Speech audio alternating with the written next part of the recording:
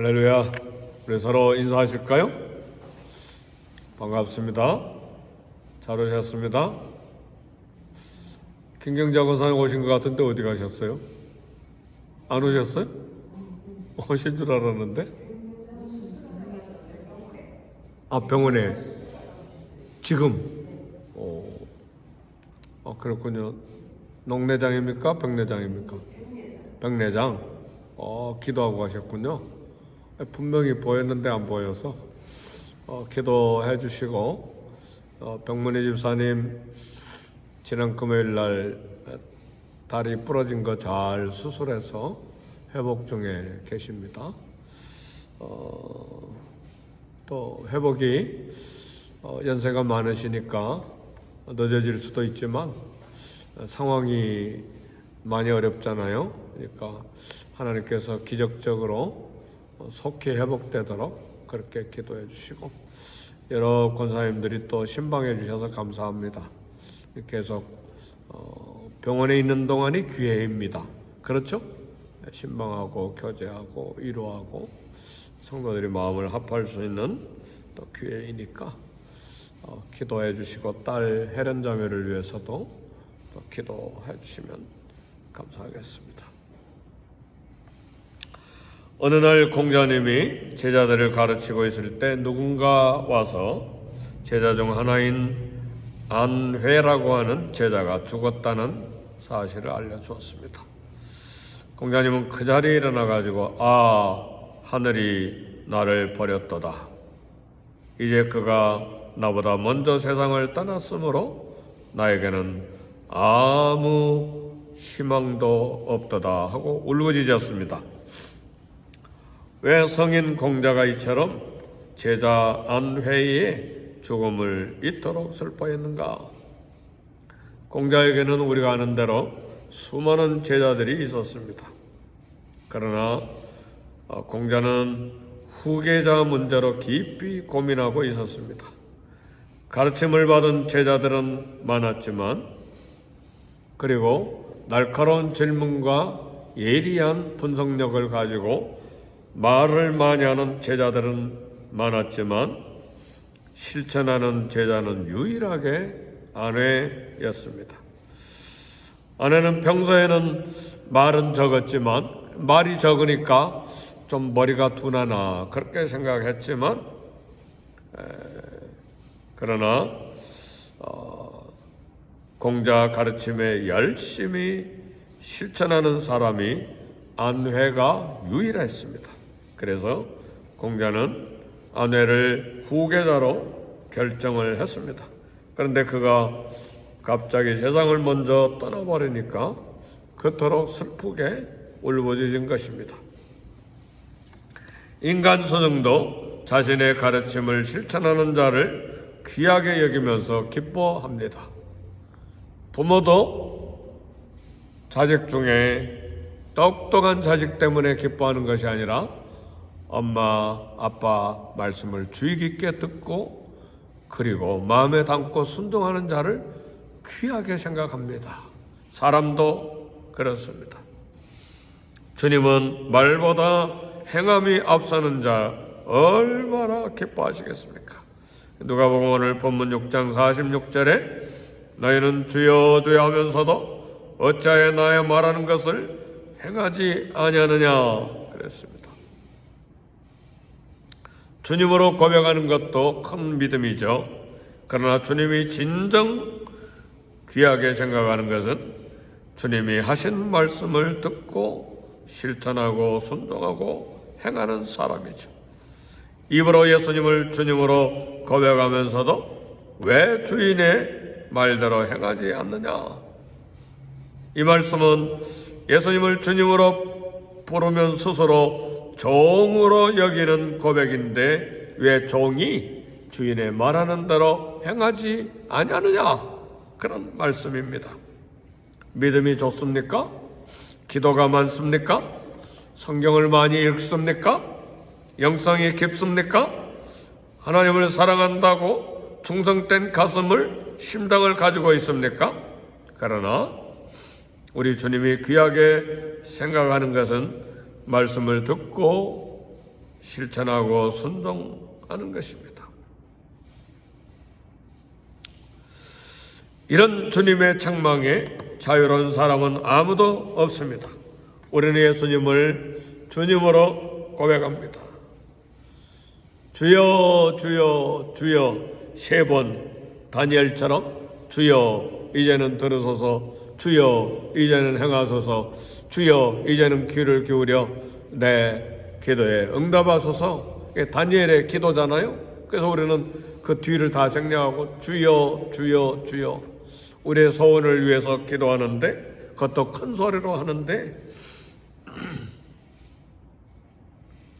주님의 말씀에 순종하고 주님으로 고백하는 신앙생활 제대로 하고 있는가? 주님이라고 하는 고백은 우리가 잘 아는 대로 첫 번째는 하나님을 가르쳐 말하는 것입니다. 두 번째는 왕으로 고백하는 것입니다. 세 번째는 나의 상전으로 고백하는 것입니다. 헬라어의 kyrios는 주님, 하나님을 가르쳐 말해요. 히브리어에는 아도나이죠. 아도나이는 여호와 하나님을 부를 때 사용하는 단어예요. 그리고 kyrios라고 유대 사회에서 부름을 받았던 사람들은 황제를 kyrios라고 했어요. 그래, 그 당시에 황제를 kyrios로 고백하지 않으면 죽였어요. 그래서 수많은 그리스도인들이 오직 예수님만을 kyrios로 고백했기 때문에 죽임을 당했습니다. 그리고 많은 노예의 상전들이 kyrios로 주님으로 불림을 받았습니다. 네, 이처럼 예수님을 주님으로 부르면서 그 말은 스스로 종으로 여기는 고백인데 왜 종이 행함이 없느냐? 혹시 고백 따로 삶은 따로 살면서 그리스도의 종과 제자로 생각하고 있지는 않는가? 그런 교훈을 받습니다. 우리 주님은 말보다 행함 있는 자를 기뻐하시고 귀하게 생각하십니다. 말은 별로 없지만 마음에 담고 행하는 사람, 그 사람이 영성이 있는 사람이에요. 근데 말은 성찬이에요. 성찬이 뭐예요? 밥상에 가득한 음식이잖아요. 말은 많이 하고 말은 yes. 근데 뒤를 보니까 실천이 없어요. 진심이 안 담겨 있어요. 정말 주님을 사랑하는 진정한 인격이 없어요. 그런 신앙생활 하는 사람이 얼마나 많습니까? 우린 그런 사람을 존경하지 않습니다. 그리고 진실한 신앙인으로 그렇게 참 여기지 않습니다. 우리 주님 마음도 똑같아요. 예수님을 진실로 주인으로 고백하고 자신을 충성된 종으로 생각한다면 말씀을 배우는 대로 따라서 삶에 실천해야 되는 것입니다. 입술보다 삶의 열매가 하나님을 지극히 기쁘시게 합니다. 얼마나 말을 잘하느냐? 그건 하나님 앞에 그렇게 중요하지 않아요. 왜? 하나님은 속마음을 보시기 때문에. 전성적으로 기능적으로 말을 잘하는 사람이 있어요. 그래, 그 앞에 가면 다 수긍하고 그럴 것 같고 정말 참 논리적이고 참 지식도 많구나. 그런데 실제 삶의 행함의 열매가 없으면 우리는 존경할 수가 없고 우리 자신을 마음을 열어놓고 교제하기가 부담스럽죠. 왜요? 말만 성찬이고 행함이 없기 때문에 그렇습니다. 야고보서 2장 18절은 말합니다. 보기 가로되 너는 믿음이 있고 나는 행함이 있으니 행함이 없는 내 믿음을 내게 보이라. 나는 행함으로 내 믿음을 내게 보이리라. 믿음이 있다는 것은 행함이 있다는 말입니다. 나는 믿음이 있어요. 그러나 행함이 없으면 그 믿음을 보일 수가 없습니다. 믿음은 지식 믿음이 있고 감정적인 믿음이 있고 의적인 믿음이 있습니다. 먼저 지식으로 믿음을 가져야죠. 그러나 동시에 마음이 그 믿음 때문에 따뜻하고 뜨거워야 합니다. 감정적으로 그 말씀을 믿는 믿음이 있어야 합니다. 많은 경우에 지식적인 믿음은 있는데 가슴에까지 내려오는 믿음이 없어요. 그래서 지식적인 믿음과 감정의 믿음의 사이는 불과 20cm, 30cm밖에 안 되는데 평생 죽을 때까지 이 지식적인 믿음이 이 30cm를 건너오지 못하는 그런 사람이 얼마나 많은지 몰라요. 그렇죠? 나는 믿어. 기도도 아름답고 말도 아름다운데 감정으로 내려와 믿음이 없어요. 그러니까 결국은 뭐냐? 손과 발의 믿음, 의지적인 믿음이 없어. 순종하지 못한다 그 말이죠. 예수님을 주님으로 고백합니까? 그는 종의 신분이에요. 종은 주인의 소유입니다. 인생도 맡기고 내 모든 소유도 맡기고 내 미래도 맡기고 모든 걸 다 맡기는 거예요. 왜? 주인이니까. 그게 안전해요. 그리고 가장 축복된 길이에요.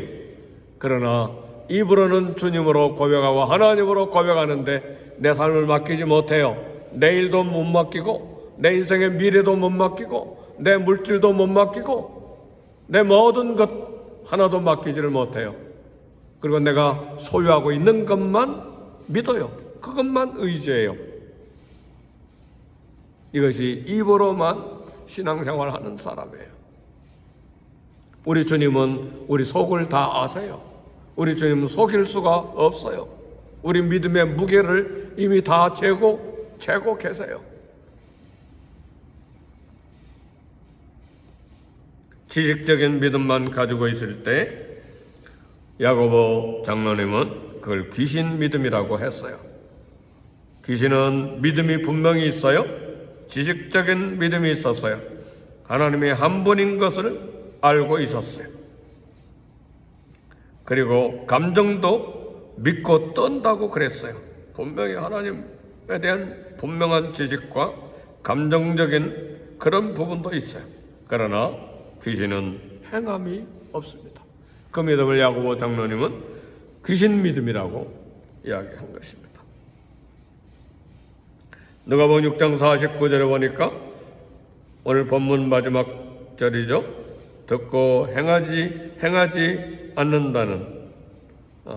자는 추측 없이 반석 없이 흙 위에 집 지은 사람과 같으니 탕류가 다시 말하면 홍수가 부딪힘에 집이 곧 무너져 파괴됨이 심하니라. 무슨 말씀입니까? 믿음은 홍수와 같은 고난, 심각하게 갈등하는 문제, 이익의 문제, 손해냐 이익이냐 이런 홍수와 같은 고난의 문제가 있을 때 그 믿음이 드러나요. 믿음의 사람은 반석 위에 집처럼 무너지지 않습니다. 행함이 없는 사람은 믿음의 기초가 없기 때문에 그 믿음은 문제가 왔을 때에 그 파괴됨이 심하니라. 무너져 파괴된다. 믿음은 그래서 고난의 저울에 달아봐야 되고 내 심각한 이익의 문제에 달아봐야 되고 그 다음에 내 기질 그리고 내 자존심 이것에 달아봐야 돼. 정말 주님으로 고백하는 무릎 꿇는 믿음이 있는가? 굉장한 도전이죠. 나는 믿음이 있는 것으로 생각했는데 많은 경우에 그 저울에 다 달아서 모자라요. 저도 모자라고. 그래서 우리는 끊임없이 기도하는 거예요. 하나님, 어쩌든지 순결한 믿음, 정직한 믿음, 진실한 고백, 예수님을 주님으로, 하나님으로, 왕으로, 상전으로 고백하는 믿음이면 모든 걸 다 맡길 수 있어야 되잖아요. 근데 우리는 얼마나 고집이 센지, 얼마나 내가 소유하고 있는 걸 믿고 의지하는지 하나님 안 믿는다 그 말이에요. 그러지 않는가요? 사랑하는 성도 여러분, 손과 발의 순종으로 믿음은 깊어집니다. 진리의 말씀으로 믿음은 단단한 기초를 세웁니다. 믿음은 덕을 세우고 인격을 단련해야 합니다. 거기에서 영성도 훈련이 됩니다. 항상 주님의 말씀으로 배우고 많이 듣고 깨닫는 것도 중요하지만 듣고 깨달은 것 한 가지라도 실천할 때에 믿음의 뿌리가 내려갑니다. 믿음의 뿌리가 이처럼 내려갈 때 우리 혀의 말을 절제할 수밖에 없어요. 믿음의 뿌리가 내려갔을 때에 형제와 이웃을 긍휼히 여기고 돕는 일에 게으를 수가 없어요. 믿음의 뿌리가 깊게 내려갈 때에 사랑하는 것과 용서하는 일에 우리가 침묵할 수가 없습니다. 모두 말씀을 행함과 진정한 믿음이 검증되는 내용들입니다. 아브라함은 믿음이 있다고 했는데 어디에서 하나님이 그 믿음을 인정하셨는가? 아들 이삭을 달라고 할 때에 행함으로 그 믿음이 증명되고 온전하게 됐습니다. 아들 이삭은 세상과 비교할 수 없는 생명이잖아요. 미래를 달라고 할 때 드릴 수 있습니까? 선교제에 가라고 하면 갈 수 있습니까? 단기 선교조차도 못 가잖아요. 내 직장 때문에. 우리 믿음 달아봐야 돼요.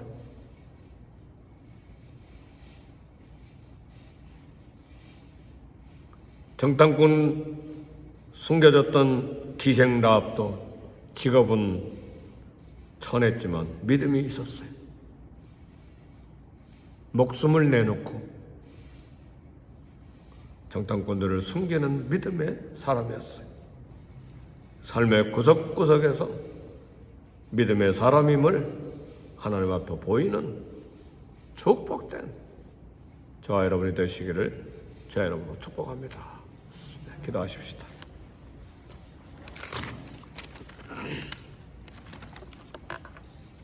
기도하실 때 하나님 정직한 사람이 되게 해주세요. 정직한 사람은 믿는 바를 행하고 순종하고 실천하는 사람입니다. 사업상 정직하게 해주세요. 그건 기본이에요. 잘하는 것도 아니에요. 누구나 그건 인간이면 정직해야 돼요. 지금 말씀드리는 도전 정직한 것은 주님에 대한 고백이 진실한가? 주여 주여 주여 하는 고백이 진실한 고백인가? 여기에 진실하게 해주세요. 정직하게 해주세요. 다 같이 기도하겠습니다.